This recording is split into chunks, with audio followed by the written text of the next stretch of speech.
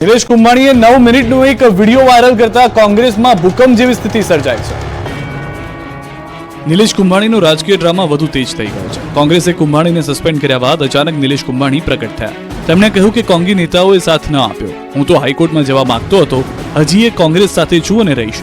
સુરત લોકસભામાં નિલેશ કુંભાણીનું ફોર્મ રદ થયા બાદ સુરત કોંગ્રેસમાં ડ્રામા શરૂ થયો છે।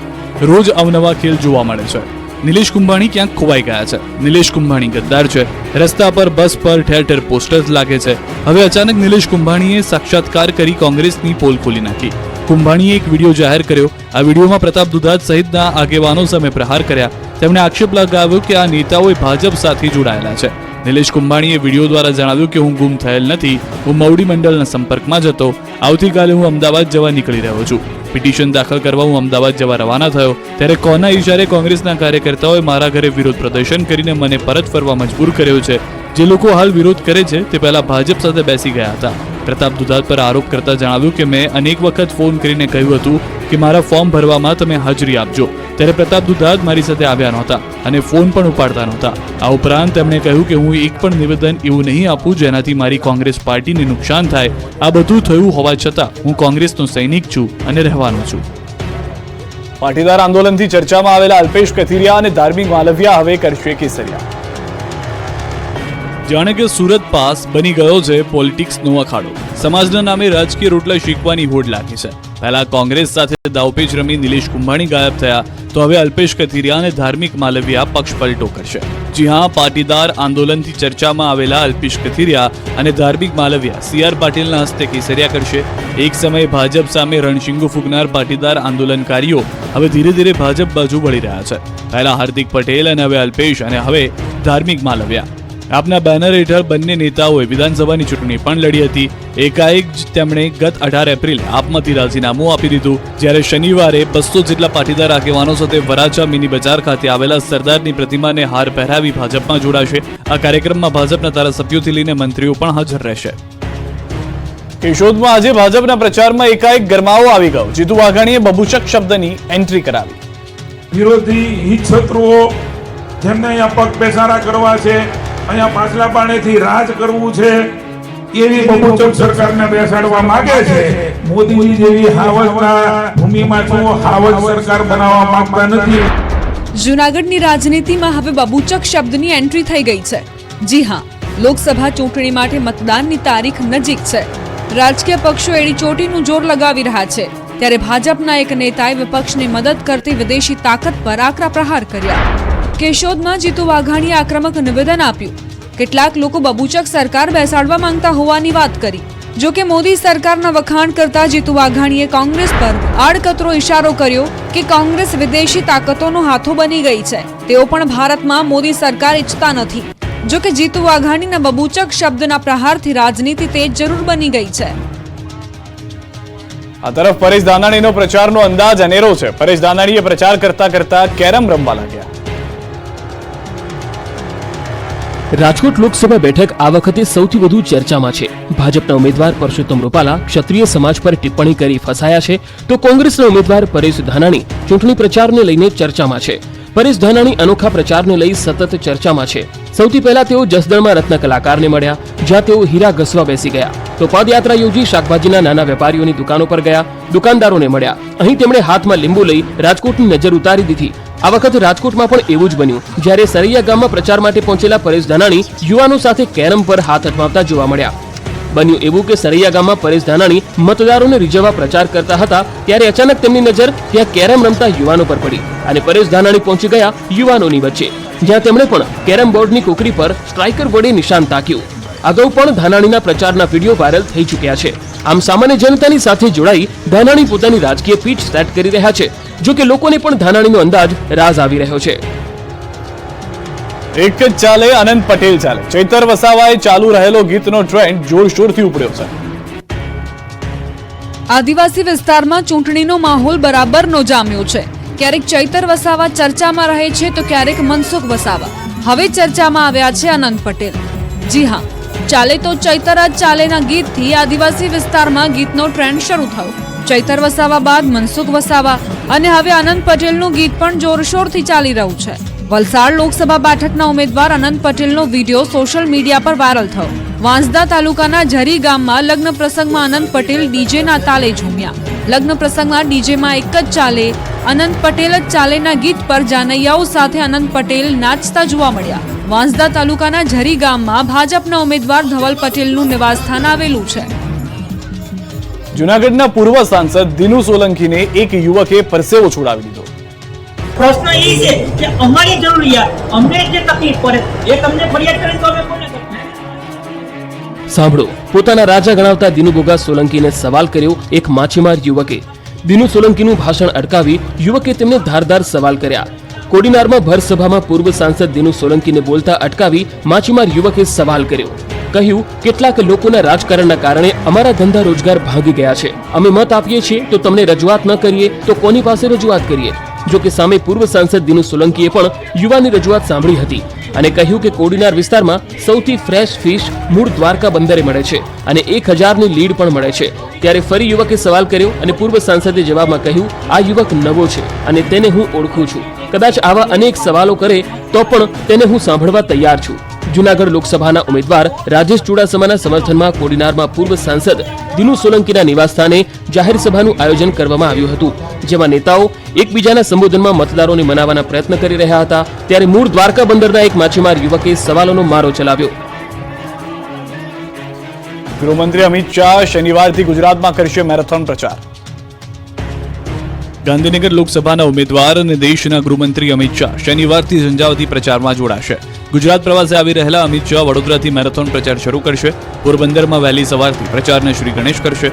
ભાજપના ઉમેદવાર માટે પ્રચાર કરશે, સાથે રોડ શો પણ યોજશે. ન્યૂઝ 18 ગુજરાતી પાસે અમિત શાહના કાર્યક્રમની વિગતવાર કાર્યક્રમ છે, જે પ્રમાણે શાહ 4 લોકસભા બેઠક માટે પ્રચાર કરશે. પોરબંદર, ભરૂચ, પંચમહાલ અને વડોદરા બેઠક પર કરશે પ્રચાર. સવારે પોરબંદરમાં અમિત શાહ સભા યોજશે. પોરબંદર બાદ બપોરે 3:30 વાગે શાહ ભરૂચમાં યોજશે સભા. સાંજે 5:30 વાગે શાહની પંચમહાલ ખાતે સભા યોજાશે. સાંજે 7:30 વાગે શાહ વડોદરામાં રોડ શો કરશે. મતદાનને લઈ હવે ગણતરીના દિવસો બાકી છે, ત્યારે સ્ટાર પ્રચારકો ગુજરાતમાં મેરેથોન પ્રચારમાં લાગશે. પંચમહાલથી કોંગ્રેસ માટે ઝટકારૂપ સમાચાર સામે આવી રહ્યા છે. 70 જેટલા નેતાઓ કરશે કેસરિયા. પંચમહાલ લોકસભાની ચૂંટણીના માહોલમાં પંચમહાલ બેઠકમાં ભાજપ માટે સારા સમાચાર અને કોંગ્રેસને મોટો ઝટકો લાગશે. શનિવારે ગૃહમંત્રી અમિત શાહની ઉપસ્થિતિમાં પંચમહાલ કોંગ્રેસના આગેવાનો સહિત 72 લોકો ભાજપનો કેસ ધારણ કરશે. કોંગ્રેસના પ્રદેશના નેતા અને શહેરા વિધાનસભાના પૂર્વ ઉમેદવાર દુષ્યંતસિંહ ચૌહાણ, ગોધરા વિધાનસભાના પૂર્વ ઉમેદવાર રશ્મિકાબેન ચૌહાણ, પંચમહાલ જિલ્લા મહિલા કોંગ્રેસ પ્રમુખ વખત બેન સહિત મોટી સંખ્યામાં કાર્યકરો ભાજપમાં જોડાશે. ગુજરાત વિધાનસભાના ઉપાધ્યક્ષ જેઠાભાઈ ભરવાડની ઉપસ્થિતિમાં ગઈકાલે કોંગ્રેસમાંથી ભાજપમાં આવનાર પદાધિકારીઓએ મુખ્યમંત્રી સાથે ગાંધીનગર ખાતે મુલાકાત કરી. કોંગ્રેસના 41 સક્રિય સભ્યો અને 31 પદાધિકારીઓ અમિત શાહની હાજરીમાં ભાજપમાં જોડાશે. 2 દિવસ અગાઉ કોંગ્રેસમાંથી તમામે રાજીનામું આપ્યું હતું. પીએમ મોદીની જીતની હેટ્રિક લગાવવા હવે વિદેશમાં વસતા ગુજરાતીઓ મેદાને ઉતર્યા છે. અબ કી બાર ફિર મોદી સરકાર. ત્રીજી વાર ભારતમાં મોદીની સરકાર બનાવવા વિદેશમાં વસતા ગુજરાતીઓ મેદાનમાં ઉતરશે. જી હા, વિદેશમાં વસતા ગુજરાતીઓ, રાજસ્થાનમાં વસતા રાજસ્થાનીઓ આગામી દિવસોમાં ગુજરાતના વિવિધ ભાગોમાં ભાજપનો પ્રચાર પ્રસાર કરશે, જે માટે એનઆરજી દ્વારા ચૂંટણી કાર્યક્રમની રૂપરેખા ઘડવામાં આવી. ભાજપના વિદેશ સંપર્ક વિભાગના કન્વીનર દિગંત સોમપુરાએ જણાવ્યું હતું કે આગામી લોકસભાની તૈયારીઓ ચાલી રહી છે. દેશની સાથે વિદેશમાં પણ ચૂંટણીને લઈ ભારે ઉત્સાહ છે. અમેરિકા જેવા દેશમાં 17 જેટલા સ્ટેટમાં કાર રેલીનું આયોજન થયું હતું, તેમજ યુકેમાં પણ કાર રેલી યોજાઈ હતી. 28 એપ્રિલના રોજ એક વિશાળ કાર રેલીનું આયોજન કરવામાં આવ્યું છે, જે અમદાવાદના રિવરફ્રન્ટથી શરૂ થઈ સુરતમાં સમાપન થશે. એનઆરજી અને એનઆરઆઈ દ્વારા સંયુક્ત રીતે આયોજિત આ રેલી રિવરફ્રન્ટ, મણિનગર, લાંભા, નડિયાદ, વડોદરા, ભરૂચ થઈ સુરત પહોંચશે અને સુરતમાં CR પાટીલ દ્વારા રેલીનું સમાપન કરવામાં આવશે. અંબાના ધામમાં નેતાઓએ સભા ગજવી. આદ્ય શક્તિ અંબાના ધામમાં પ્રચારનો ધમધમાટ જોવા મળ્યો. ભાજપ કોંગ્રેસના બંને ઉમેદવારોએ અંબાના ધામમાં માત્ર 100 મીટરના વિસ્તારમાં સભા ગજવી. બનાસકાંઠા સીટના ભાજપના મહિલા ઉમેદવાર રેખાબેન ચૌધરી અને પૂર્વ ગૃહમંત્રી રજની પટેલ અંબાજી ખાતે આવી પહોંચ્યા હતા. મોટી સંખ્યામાં લોકો હાજર રહ્યા હતા. આ સ્નેહ મિલન કાર્યક્રમમાં રબારી સમાજ, ભરથરી સમાજ, વણઝારા સમાજ, બ્રહ્મ સમાજ સાથે અન્ય સમાજના અગ્રણીઓ મોટી સંખ્યામાં ઉપસ્થિત રહ્યા હતા. ભાજપના મહિલા ઉમેદવાર રેખાબેનને સાફો પહેરાવી તેમજ ભાજપનો ખેસ પહેરાવી ચૂંટણી જીતવા શુભેચ્છા પાઠવી હતી. આ વખતે ગુજરાતમાં 26 અને રાજસ્થાનમાં 25 પૂરેપૂરી બેઠકો ભાજપ ફરી એકવાર જંગી બહુમતીથી જીતશે તો આશાવાદ વ્યક્ત કરવામાં આવ્યો. ભાજપના બે નેતાઓને આવ્યું છે ચૂંટણી પંચનું ફરફરિયું. આચાર સંહિતાના ભંગ બદલ બંને નેતાઓ સામે થઈ ફરિયાદ. આણંદ લોકસભાના ભાજપના ઉમેદવાર મિતેશ પટેલ અને પેટા ચૂંટણીના ઉમેદવાર ચિરાગ પટેલ સામે આચારસંહિતા ભંગની ફરિયાદ નોંધાઈ હતી. આ મામલે ચૂંટણી અધિકારી દ્વારા સ્થળ તપાસ કરીને ચકાસણી કરતા ભાજપના બંને ઉમેદવારે પ્રચાર માટે ધાર્મિક સ્થળોનો ઉપયોગ કર્યાનું સામે આવ્યું. રિપોર્ટ અને પુરાવાના આધારે ચૂંટણી પંચે આણંદ લોકસભાના ભાજપના ઉમેદવાર મિતેશ પટેલ તથા ખંભાત વિધાનસભાની પેટા ચૂંટણીના ભાજપના ઉમેદવાર ચિરાગ પટેલને કારણદર્શક નોટિસ પાઠવી છે. 2 દિવસમાં ભાજપના બંને ઉમેદવારોને નોટિસનો જવાબ રજૂ કરવા ફરમાન કરવામાં આવ્યું છે. નિષ્પક્ષ રીતે ચૂંટણી યોજાય તે માટે ચૂંટણી પંચ સતત પ્રયત્ન કરી રહ્યું છે ત્યારે આવા નેતાઓ કાયદાને ઘોડીને સતત ઉલ્લંઘન કરે છે. ચૂંટણી પંચે બંને નેતાઓને ફટકાર લગાવી છે. ભાવનગરમાં બે રોકટોક થઈ રહ્યું છે આચાર સંહિતાનું ઉલ્લંઘન. અનેક ફરિયાદ બાદ મહાનગરપાલિકાની ટીમે કાર્યવાહી હાથ ધરી. લોકસભાની ચૂંટણીમાં જાણે કે રાજકીય પક્ષોને ફરિયાદનો કોઈ ડર નથી. ચૂંટણી પંચની ટકોર છતાં બેરોકટોક બેનરો લગાવી પ્રચાર થઈ રહ્યો છે. ભાવનગરમાં સી વિજિલન્સમાં ઓનલાઈન સૌથી વધુ બેનર હોર્ડિંગ્સની ફરિયાદ નોંધાઈ. આચાર સંહિતાનો ભંગ ન થાય તેના માટે ચૂંટણી પંચે ભાવનગર કલેક્ટર કચેરીમાં ડિસ્ટ્રિક્ટ કંટ્રોલ સેન્ટર ઊભું કર્યું, જેમાં જાગૃત નાગરિકો દ્વારા તમામ પક્ષો દ્વારા થતી આચાર સંહિતા ભંગની ફરિયાદો આવે છે. આચાર સંહિતા બાદ કેન્દ્ર ઉપર ઓનલાઈન જુદી જુદી 95 જેટલી ફરિયાદો આવી. ફ્લાઇંગ સ્ક્વોડની ટીમે દેસાઈનગર, મેપાનગર તેમજ પોપટભાઈની વાડી સહિતના વિસ્તારમાં સ્ટીકર, બેનર અને ઝંડા કાઢ્યા. ફ્લાઇંગ સ્ક્વોડની 36 ટીમો હાલ કાર્યરત છે. આચાર સંહિતા બાદ 95 જેટલી ફરિયાદો નોંધાયા બાદ તમામનો નિકાલ કરાયો. ભાવનગરમાં આચાર સંહિતા ભંગ બદલ કાર્યવાહી કરવામાં આવી. મેપાનગર વિસ્તારમાં આચાર સંહિતાને લઈને કાર્યવાહી કરાઈ છે. વલસાડમાં મહિલાઓએ કર્યો અનોખો પ્રચાર. હાથમાં મુકાવી ભાજપના નામની મહેંદી. વલસાડ બેઠક પર ભાજપના મહિલા કાર્યકર્તાઓએ હાથમાં મહેંદી મૂકીને ઉમેદવારનો પ્રચાર કર્યો. વાપીમાં ભાજપનું મહિલા સંમેલન યોજાયું, જેમાં નાણામંત્રી કનુભાઈ દેસાઈ, મહિલા મોરચાના પ્રમુખ દીપિકાબેન સરડવા અને મોટી સંખ્યામાં જિલ્લાના મહિલા કાર્યકરો આગેવાનો ઉપસ્થિત રહ્યા. સંમેલનમાં મહિલાઓએ પોતાના હાથમાં ભાજપના ચૂંટણી નિશાન કમળની મહેંદી મુકાવી. સાથે જ ભાજપનું પ્રચાર સૂત્ર અબ કી બાર 400 પાર પણ લખાવ્યું. સંમેલનમાં પીએમ મોદી અને ભાજપ સરકારની વિવિધ જનકલ્યાણકારી યોજનાઓ અંગે મહિલાઓને માહિતગાર કરાઈ. મોરબી પુલ દુર્ઘટના કેસમાં પીડિતાને સહાય આપવા હાઈકોર્ટે ઓરેવા કંપનીને ફટકાર લગાવી છે. મોરબી પુલ દુર્ઘટના કેસમાં હવે ઓરેવા કંપનીના માલિક જયસુખ પટેલની અક્કલ ઠેકાણે આવી ગઈ છે. હાઈકોર્ટની ફટકાર બાદ જયસુખ પટેલે સોગંદનામું દાખલ કર્યું છે.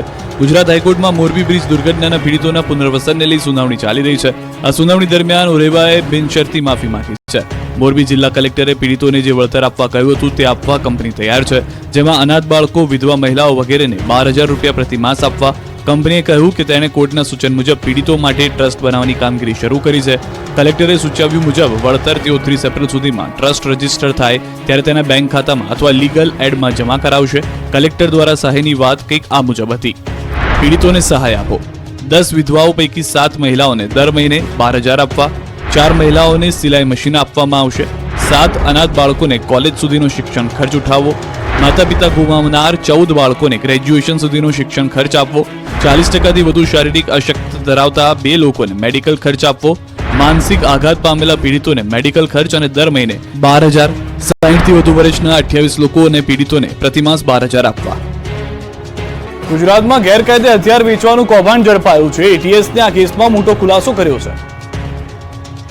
ગુજરાતમાં હથિયાર વેચવાનું મોટું કૌભાંડ પકડાયું છે. આ બીજા બાજુ પાછલા 3 મહિનાથી રાજ્યમાં ગેરકાયદેસર હથિયારો વેચતા હતા. આ અંગેની સચોટ માહિતી મળતા ગુજરાત એટીએસ દ્વારા એક ઓપરેશન હાથ ધરાયું, જેમાં ગેરકાયદે હથિયારોનો જખીરો ઝડપાયો છે. ગુજરાત એટીએસની ટીમને 25 થી વધુ ગેરકાયદેસર હથિયારો તેમજ 90 કાર્ટીજ જપ્ત કરાઈ છે. આ હથિયાર કેસમાં મુખ્ય સૂત્રધાર શિવમ ડામોર હોવાનો ખુલાસો થયો છે. જોકે હથિયાર રેકેટમાં એટીએસ દ્વારા 6 આરોપીની ધરપકડ કરી છે. શિવમ અને વિપુલ અગાઉ હથિયાર કેસમાં ઝડપાયા હોવાનું પણ સામે આવ્યું છે. સૌથી મોટી વાત તો એ છે કે એક તરફ સઘન સુરક્ષા અને સઘન બંદોબસ્તનો દાવો કરવામાં આવે છે અને નાઇટ પેટ્રોલિંગની પણ વાતો કરવામાં આવે છે, તો બીજી તરફ ગેરકાયદે હથિયારોનું વેચાણ કેવી રીતે થઈ રહ્યું છે તે પણ 1-2 દિવસથી નહીં, છેલ્લા 3 મહિનાથી. આરોપીઓ મધ્યપ્રદેશથી જામખંભાળિયા સુધી ટ્રાવેલ્સની હેરાફેરી દરમિયાન હથિયારનું વેચાણ કરતા હોવાની વિગતો પણ સામે આવી છે. આરોપીઓ અન્ય રાજ્યમાંથી હથિયાર મંગાવતા હતા. હવે સવાલ એ છે કે આજ દિન સુધી કેમ કોઈ તપાસ કરવામાં ન આવી? શું સ્થાનિક સુરક્ષા તંત્ર ઊંઘી રહ્યું હતું? આ હથિયાર કૌભાંડમાં કોણ કોણ સામેલ છે? શું રાજ્યમાં કાયદો વ્યવસ્થાની સ્થિતિ બગડવાનો કોઈ કારસો છે? આવા અનેક સવાલ વહીવટી તંત્ર સામે પણ ઉઠી રહ્યા છે. ઇન્ટરનેશનલ ટેનિસ ખેલાડી ફસાયો. એસ્કોટ ગર્લના પોસ્ટર લગાવતા સીસીટીવી આવ્યા સામે. ઇન્ટરનેશનલ ટેનિસ ખેલાડી માધવીન કામત વિરુદ્ધ ગંભીર આરોપ લાગ્યો છે. સાયબર ક્રાઇમ બ્રાન્ચમાં ફરિયાદ નોંધાઈ છે, જેમાં એક યુવતીના એસ્કોર્ટ ગર્લ સર્વિસના નામે પોસ્ટર લગાવ્યા હતા. યુવતીને બીભત્સ માંગણી સાથેના સતત કોલ આવતા હોવાથી તેણે ફરિયાદ દાખલ કરાવી અને યુવતીની ફરિયાદ બાદ સાયબર ક્રાઇમની ટીમે તપાસ કરતા માણેકબાગ અને જોધપુર 4 રસ્તા પાસે આવા પોસ્ટરો લગાડવામાં આવ્યા હતા. આ પોસ્ટર લગાવનાર શખ્સની તપાસ કરતા માણેકબાગ પાસેના એક સીસીટીવીમાં ટેનિસ ખેલાડી માધવીન કામત બાઇક લઈને જતો જોવા મળ્યો, જ્યાં એક થાંભલા પર પોસ્ટર લગાવે છે. વ્યક્તિની ઓળખ થઈ શકી નથી, જેને લઈને સાયબર ક્રાઇમની ટીમ એ દિશામાં તપાસ કરી રહી છે. યુવતીને બદનામ કરવાનો પ્રયાસ કર્યો છે, જેથી અમદાવાદના જોધપુર અને માણેકબાગ પાસેના પે એન્ડ યુઝ અને ઇલેક્ટ્રિક થાંભલા પર યુવતીના ફોટા અને મોબાઈલ નંબર સાથેના એસ્કોર્ટ ગર્લની સર્વિસ મથાળા સાથેના પોસ્ટર લગાવ્યા. સાયબર ક્રાઇમની ટીમે ટેકનિકલ એનાલિસિસના આધારે તપાસ શરૂ કરી છે. પોલીસના નાક નીચે ધમધમે છે દારૂની ભઠ્ઠીઓ. પોલીસે વડોદરામાંથી ઝડપી દેશી દારૂ બનાવટની ફેક્ટરી. લોકસભાની ચૂંટણીઓ ટાણે દારૂની બદીઓ ન વધે, કોઈ વોટ માટે દારૂનો ઉપયોગ ન કરે તે માટે પોલીસ દ્વારા સઘન કામગીરી કરવામાં આવે છે. પરંતુ વડોદરામાં બુટલેગરોને પોલીસનો કોઈ ડર નથી.